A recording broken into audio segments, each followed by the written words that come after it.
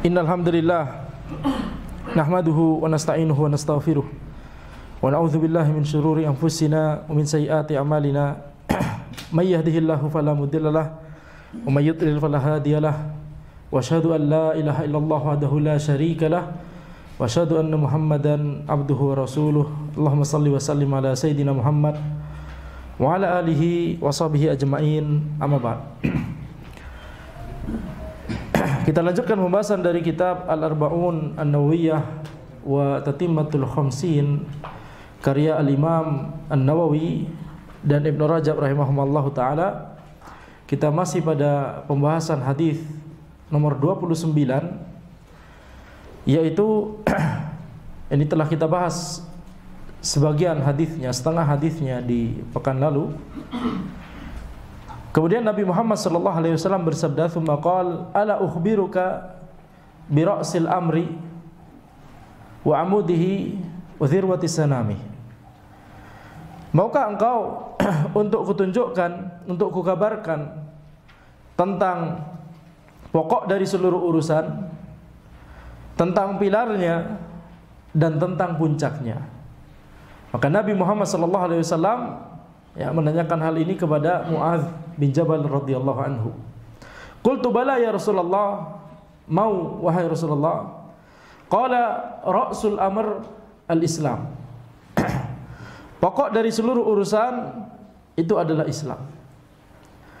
Digunakan di sini kata ra'sul amr, yakni makna letternya adalah kepala. Kepala dari seluruh urusan, ya. Dan kita terjemahkan secara bebas menjadi pokok dari seluruh urusan. Maka Islam itu adalah landasan dari seluruh kebaikan yang bisa didapatkan oleh seseorang di dunia dan di akhirat. Sebagaimana ini telah kita jelaskan ya di sejak awal dari kitab ini, hadis yang nomor 2, hadis yang nomor 3, bagaimana Islam, ya, rukun-rukun Islam itu menjadi pondasi dari keimanan seseorang. Jadi ketika seseorang itu dia melakukan salah satu dari dosa pembatal keislaman, nawaqidut tauhid, nawaqidul Islam atau nawaqidul iman, maka keislamannya menjadi batal. Ketika keislamannya rusak, maka ya dia akan terhalangi dari kebaikan, seluruh kebaikan di dunia dan di akhirat. Makanya Nabi Muhammad SAW di sini beliau menjelaskan bahwa ra'sul amr itu adalah al-Islam. Kemudian beliau SAW bersabda, wa amuduhu as-salah. Pilar dari urusan itu adalah salat. Pilar dari urusan ini, urusan yang dimaksud apa? Yani ad-din. Pilar dari agama itu adalah salat. Pondasi dari agama itu adalah keislaman kita.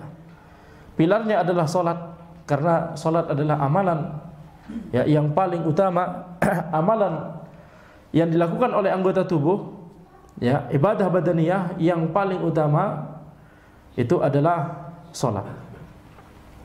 Sebagaimana sabda Nabi Muhammad sallallahu alaihi wasallam, "Inna bainar rajul wa bainas syirki wal kufri tarkas salah." Sesungguhnya antara seseorang dengan kesyirikan dan kekufuran itu adalah meninggalkan salat. Maka di sini ya Nabi Muhammad SAW menjelaskan bahwa salat itu adalah pembeda antara seorang muslim, seorang mukmin dengan kesyirikan dan kekufuran. Makanya para ulama ada yang berpendapat bahwa meninggalkan salat seluruhnya ini adalah pembatal keislaman. Ketika seseorang itu meninggalkan salat seluruhnya, tidak pernah salat, ya, maka ini adalah salah satu membatal keislaman, berbahaya. Ya, maka ketika misalkan kita mendapati ada mungkin keluarga kita atau kawan kita atau orang yang kita kenal misalkan tidak pernah salat, maka kita nasihati. Ya, kita nasihati. Kemudian Nabi Muhammad SAW bersabda, "Wa dzirwatu sanamihi al-jihad." Puncak dari perkara ini, yakni puncak dari agama itu adalah al-jihad. Ya, ini menunjukkan pentingnya jihad fisabilillah, menunjukkan keutamaan dari ibadah. Jadi jihad adalah ibadah. Dan ini perlu kita tekankan bahwa yang dimaksud oleh jihad di sini tentunya adalah jihad syar'i. Yang dimaksud oleh jihad di sini adalah jihad syar'i, bukan jihad yang dilakukan oleh Khawarij. Mereka klaim sebagai jihad, akan tapi itu bukanlah jihad. Ya, jadi ibadah jihad itu memiliki syarat. Sebagaimana ibadah-ibadah yang lain, setiap ibadah itu memiliki syarat. Syarat tersebut harus dipenuhi supaya ibadahnya sah. Maka demikian pula ibadah jihad itu harus terpenuhi syaratnya supaya ibadah jihad tersebut sah, supaya teranggap sebagai amalan ibadah di sisi Allah Subhanahu wa taala. Dan di antara syarat sahnya jihad adalah izin dari ulil amri, ya, atau diperintahkan oleh ulil amri, izin dari orang tua dan seterusnya. Ini dibahas di kitab-kitab fikih. Maka kita lihat, ya, ketika seseorang itu misalkan mengatakan ini adalah jihad, akan tapi melawan ulil amri, maka ini adalah penyimpangan. Ya, ini adalah di antara manhajnya Khawarij. Baik. Kemudian, "Tsumma qala ala ukhbiruka bimalaki dzalika kulli." Maukah engkau untuk kugabarkan tentang kunci dari itu semua? Maka Nabi Muhammad SAW menanyakan kembali kepada Mu'adz bin Jabal. Ya, ini diantara metode pengajaran dari Nabi Muhammad SAW, yaitu sebelum menyampaikan sebuah ilmu, menyampaikan sebuah faidah ilmu atau sebuah kaidah atau prinsip agama, beliau mengawali dengan bertanya. Jadi ini termasuk metode mengajarnya Nabi Muhammad SAW, metode tarbiyahnya, metode tarbiyah dari Nabi Muhammad SAW. Yaitu apa? Yaitu menanyakan terlebih dahulu, kemudian para sahabat kemudian menjawab, ya, kemudian nanti dijelaskan oleh Nabi Muhammad SAW. Jadi ini kita lihat Nabi Muhammad SAW menanyakan, ala ukhbiruka, dari awal hadis, ala adulluka, ala ukhbiruka, dan seterusnya. Maukah engkau untuk kutunjukkan, maukah engkau untuk kukabarkan? Ini supaya sahabat yang mendengarkan tersebut itu menaruh perhatian yang besar terhadap apa yang hendak disampaikan oleh Nabi Muhammad SAW.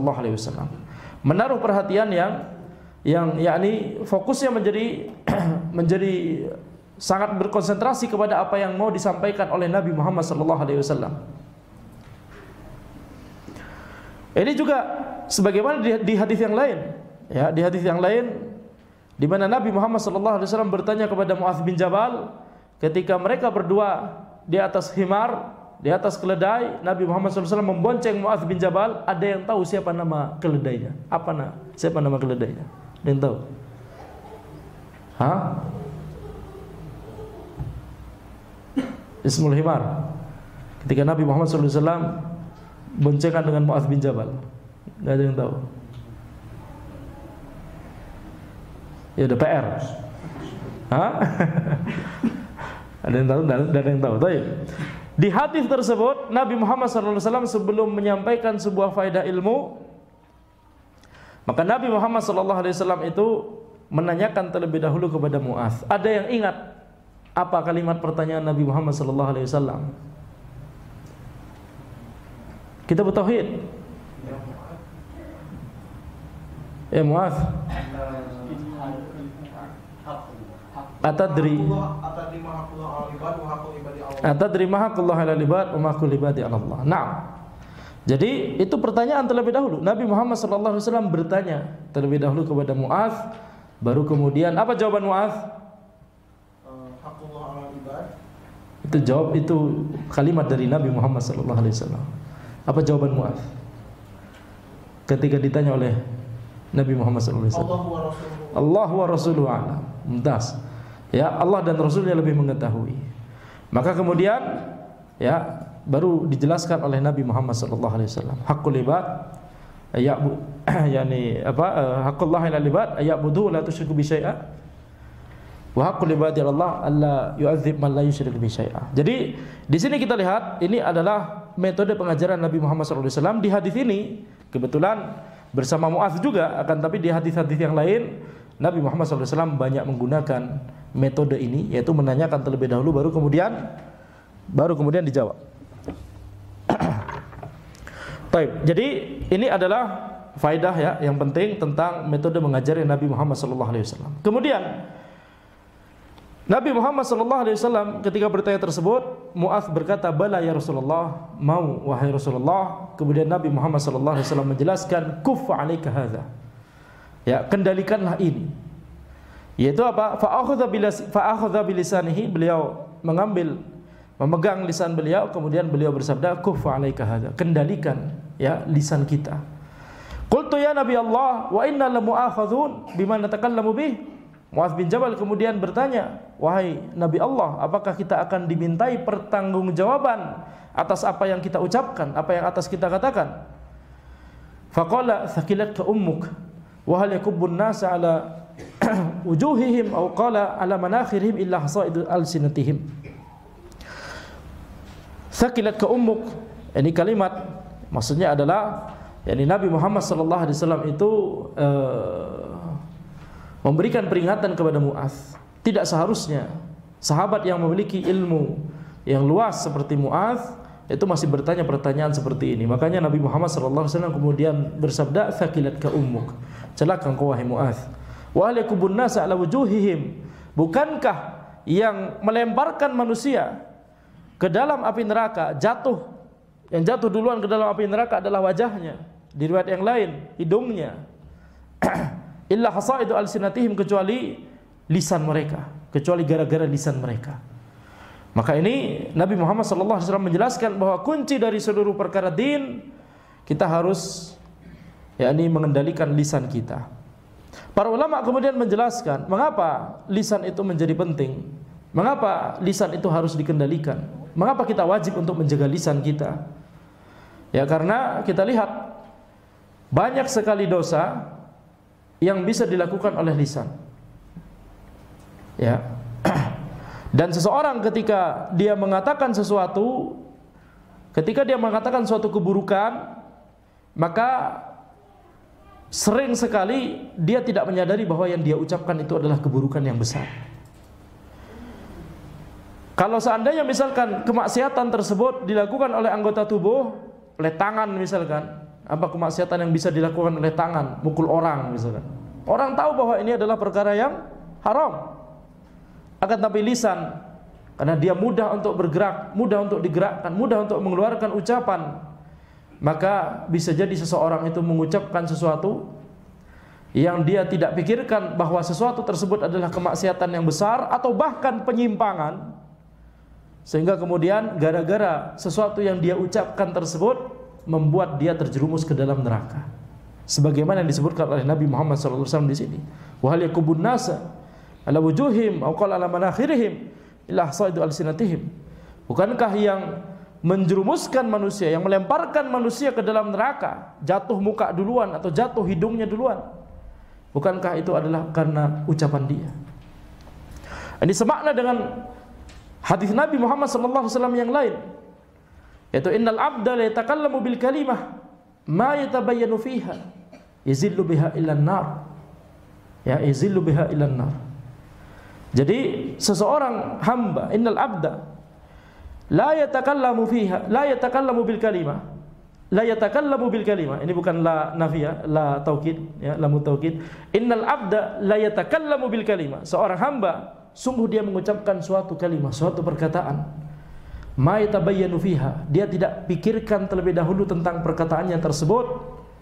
La ma yatabayyan, yatabayyan di sini maksudnya adalah memperjelas, mencari tahu apakah ucapannya itu adalah ucapan yang hak atau ucapan yang batil, ucapan yang halal atau ucapan yang haram, ucapan yang berupa kebaikan atau ucapan yang berupa keburukan, ucapan yang berupa mengajarkan atau mengucapkan al-haq atau malah mengajarkan penyimpangan. Innal abda la yatakallamu bil kalimah ma yatabayyanu fiha yazillu biha ila an-nar ab'ada mimma bainal masyriqi wal maghrib. Dia jatuh, terjerumus ke dalam neraka gara-gara perkataannya tersebut, itu jatuh terjerumus ke dalam neraka lebih jauh daripada antara timur dan barat. Ya, ini gara-gara apa? Gara-gara orang tersebut mengucapkan suatu perkataan yang dia tidak pastikan terlebih dahulu apakah perkataan itu adalah perkataan yang hak atau perkataan yang batil, perkataan yang halal untuk diucapkan atau perkataan yang haram untuk diucapkan. Berbahaya. Sebagaimana sabda Nabi Muhammad SAW yang lain, innar rajula yatakallamu bil kalimah, sesungguhnya seseorang itu mengucapkan suatu perkataan, la yara biha ba'san, dia tidak menganggap ada masalah apapun dengan perkataannya tersebut, dia merasa itu perkataan yang biasa saja, yahwi biha finnar sab'ina kharifan, yahwi biha sab'ina kharifan finnar, dia akan masuk ke dalam neraka 70 kharif, yakni musim gugur, maksudnya adalah 70 tahun. 70 kali musim gugur, 70 tahun. Yaitu apa? Gara-gara dia mengucapkan suatu perkataan yang la yara biha ba'san. Dia mengucapkan suatu kalimah, suatu perkataan yang dia tidak menganggap itu adalah perkataan yang besar. Dia tidak menganggap itu adalah perkataan yang haram. Dia tidak menganggap itu perkataan yang menyimpang, berbahaya. Apakah yang seperti ini banyak terjadi kita di kehidupan kita sehari-hari? Banyak. Apalagi sekarang seseorang itu tidak hanya ketika dia mengucapkan sesuatu perkataan, sekarang di zaman ini tidak hanya dengan lisan, tapi juga dengan ibu jari dan juga jari-jari yang lain kalau pakai laptop atau pakai keyboard. Dengan tangannya dia menuliskan sesuatu di sosial media misalkan. Dia menyebarkan pemahaman-pemahaman yang menyimpang. Dia menyebarkan perkataan-perkataan yang batil. Dia menyebarkan aib orang lain misalkan yang tidak boleh disebarkan. Dia ghibah, dia menjadi sumber dari permusuhan antara banyak orang misalkan, antara ini dengan itu dan seterusnya. Ini berbahaya. Ya, maka hadis ini diantara suatu hadis yang harus kita ingat, harus kita tempel di setiap, yakni kalau misalkan harus kita hafalkan. Nempel itu adalah tujuannya untuk dihafal, begitu ya. Jadi harus senantiasa kita hadirkan, itu maksudnya harus senantiasa kita hadirkan untuk supaya menjaga kita dari lisan-lisan atau dari lisan yang yakni melebihi batas. Makanya Nabi Muhammad SAW di sini menjelaskan bahwa kunci dari seluruh perkara itu adalah lisan. Ya, ketika lisan seseorang itu bisa dia jaga, maka perkara-perkara lainnya lebih mudah. Makanya di antara yang disebutkan oleh Nabi Muhammad SAW,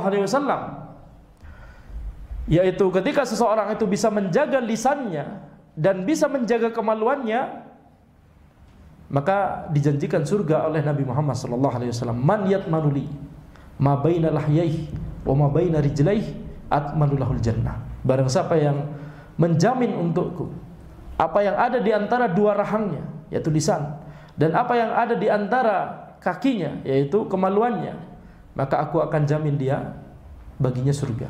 Aku akan jamin baginya surga. Ya, maka ini menunjukkan bahwa lisan dan kemaluan itu adalah dua anggota tubuh yang banyak orang itu lalai untuk menjaganya. Banyak orang itu terjerumus ya ke dalam dosa-dosa yang terkait dengan lisan dan kemaluan. Baik, sehingga di sini kita mendapatkan faedah yang sangat besar ya, bahwa kita lihat bagaimana kondisi dari orang-orang ya, yang lisannya tidak dijaga. Kita lihat bagaimana kondisi dari orang-orang yang lisannya tidak dijaga. Maka lisan yang tidak dijaga ini, antara lisan tersebut kemudian menebarkan pemahaman yang menyimpang, yakni berarti apa? Tidak menjaga dari syubhat. Dia menyebarkan syubhat dengan lisannya atau dengan tulisannya, itu sama teranggap kita hukumi juga dengan sama-sama perkataannya. Jadi dia ketika tidak menjaga lisannya, maka antara dia kemudian menebarkan sesuatu yang terkait dengan syubhat, atau dia melakukan yakni keharaman yang terkait dengan syahwat dengan lisannya. Ya, seperti memfitnah orang, mencela orang, mengucapkan perkataan-perkataan yang kotor, atau perkataan-perkataan yang itu diucapkan oleh orang-orang fasik. Ya, Jadi lisan seorang muslim, apalagi lisan seorang penuntut ilmu, itu harus jauh dari perkataan-perkataan yang itu hanya pantas diucapkan kalau orang itu fasik. Tidak pantas diucapkan kalau orang itu adalah seorang muslim yang soleh, seorang muslim yang baik, apalagi penuntut ilmu.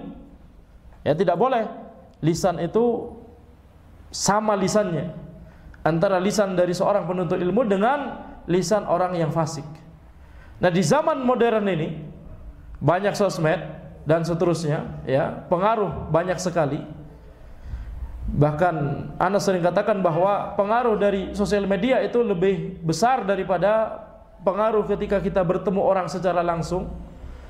Berapa banyak dari kita yang ketemu orang itu ya bisa dihitung dalam satu pekan berapa kali ketemu, betul tidak?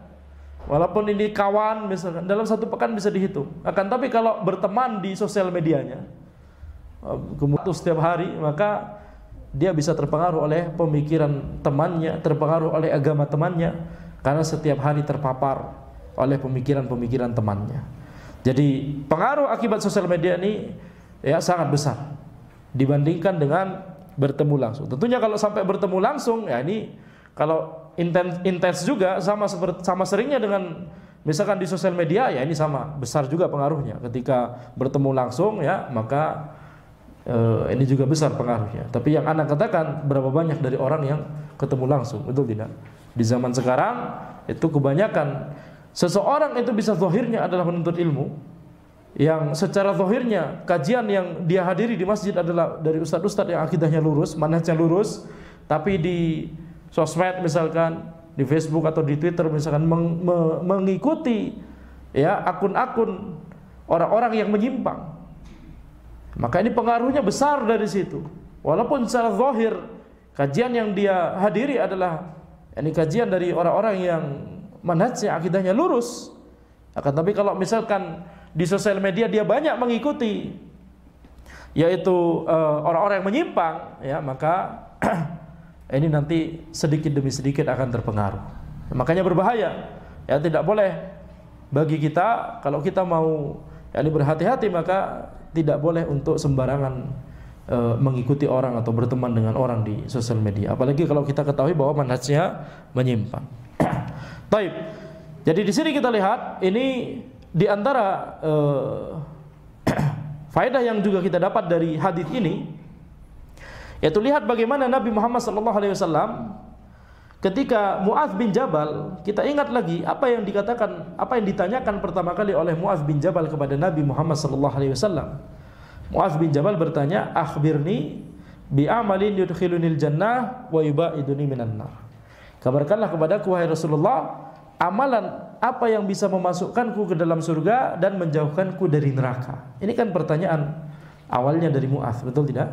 Pertanyaan awal dari Mu'adz kemudian dijelaskan oleh Nabi Muhammad SAW dengan rukun Islam.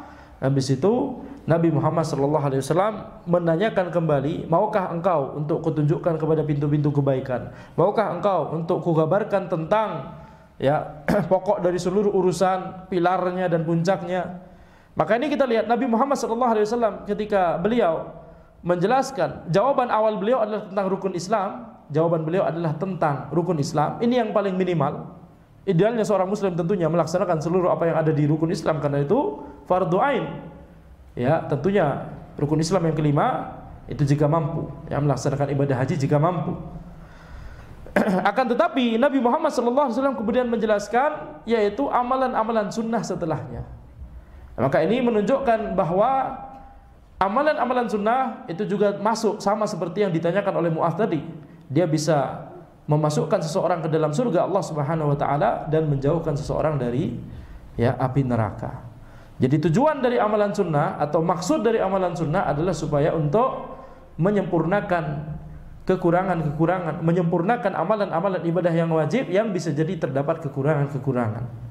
Ya, makanya ini pekan lalu seperti yang sudah Ana jelaskan, akan tapi Ana tekankan sekali lagi di sini bahwa yang namanya amalan sunnah itu di antara keutamanya adalah untuk melengkapi ya amalan-amalan wajib yang kita kerjakan.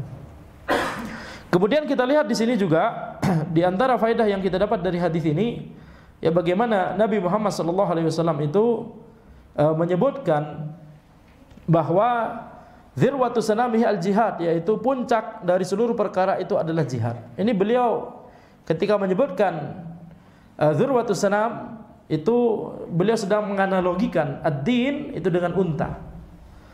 Ya, jadi beliau sedang menganalogikan agama dengan unta, yakni yang menjadi bagian yang teratas, makanya kita terjemahkan puncak dari din itu adalah jihad.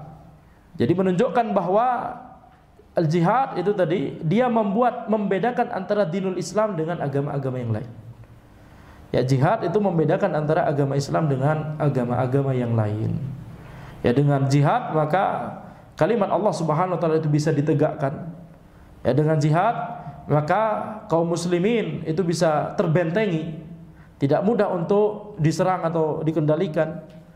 Dengan jihad maka izzah Islam, izzah kaum muslimin itu bisa kembali. Ya, ketika jihad itu ditinggalkan maka izzah dari kaum muslimin menjadi tercerai-berai. Maka ini ya di antara faedah yang kita dapatkan dari sini, ya, dia adalah puncak, yakni yang paling kelihatan, yang menjadi pembeda, ya, menjadi pembeda antara Islam dengan agama-agama yang lain.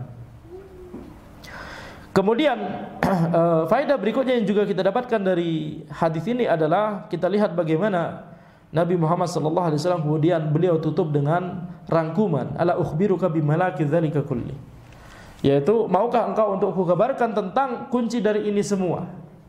Ini merangkum kaidah yang menjadi merangkum seluruh dari apa yang telah dijelaskan oleh Nabi Muhammad SAW sebelumnya. Ya, jadi yang dimaksud kunci dari ini semua maksudnya adalah apa? Kalau sebelum-sebelumnya itu disebutkan oleh Nabi Muhammad SAW adalah amalan ibadah yang dilakukan oleh seseorang, ini berupa yakni fi'al, berupa af'al, berupa perbuatan-perbuatan yang dilakukan dalam rangka imtithal, dalam rangka untuk mematuhi dan tunduk kepada perintah Allah Subhanahu wa taala. Nah, ini harus dijaga ketika seseorang melakukan itu, maka di saat yang sama jangan sia-siakan pahala antum dengan apa? Dengan lisan yang banyak menyebarkan penyimpangan atau perkataan yang buruk. Kalau sudah melakukan, masa rajin sholat, habis itu ghibah juga rajin. Ya, jadi itu mengapa ini adalah kunci dari seluruh perkara tersebut. Yaitu di sini Nabi Muhammad SAW menyebutkan, yakni seimbang, menyebutkan antara apa perbuatan yang hendak dilakukan dan apa perbuatan yang hendak dijauhi. Ya, ini adalah yakni bagaimana bagaimana Nabi Muhammad SAW ketika menjelaskan suatu ilmu, maka beliau itu menggabungkan antara kedua sisi ini. Tidak hanya berupa melaksanakan perbuatan, yakni perbuatan ibadah, akan tapi juga kita harus meninggalkan perbuatan-perbuatan yang haram. Jadi tidak hanya ketika beragama itu kita hanya dari satu sisi saja, akan tapi harus seimbang dilengkapi dengan sisi yang lain. Tidak hanya rojak saja, akan tapi harus khauf. Tidak hanya khauf saja, akan tapi harus rojak.